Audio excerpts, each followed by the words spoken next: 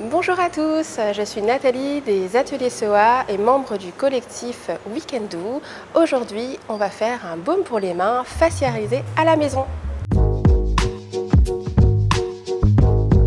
Pour le matériel, vous allez avoir besoin d'un bol en verre ou en inox, d'une casserole. Donc moi ici c'est un bol cosmétique chauffant, mais vous pouvez utiliser une casserole pour le bain-marie, d'une balance, d'un fouet, des spatules si vous en avez et des pipettes, mais c'est pas obligatoire.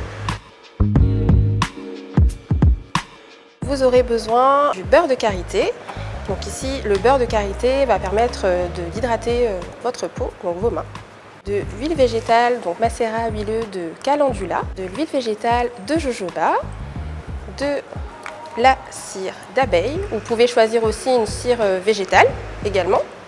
Et de l'huile essentielle. Vous pouvez choisir une fragrance. Moi ici, j'ai choisi l'huile essentielle de bois de rose. Et donc un antioxydant, la vitamine E, pour conserver un peu plus le produit.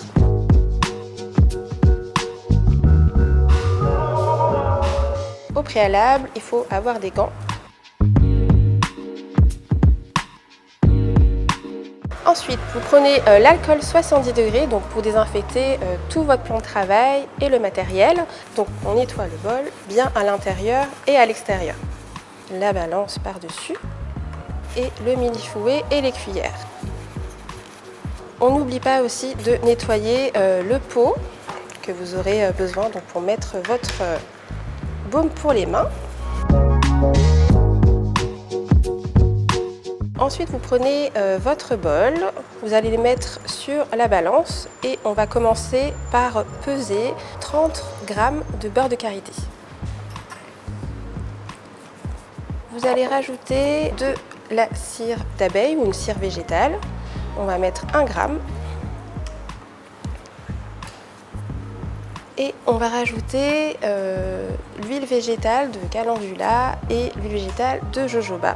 5 g de macérat de calendula et on rajoute 5 g d'huile végétale de jojoba. Et ensuite on fait chauffer donc tous les ingrédients au bain-marie. Donc au bain-marie à feu doux, 10 minutes à peu près.